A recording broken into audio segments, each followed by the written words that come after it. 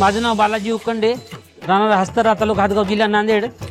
तुम्ही हे कार्यक्रम आपत्ती व्यवस्थापनाचे कार्यक्रम चांगल्या प्रकारे राबवले त्याबद्दल धन्यवाद।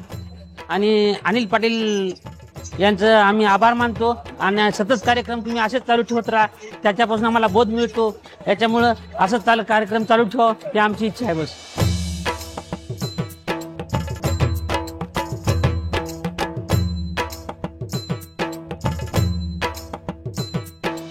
माझं नाव विशाल विठ्ठल गोरपडे।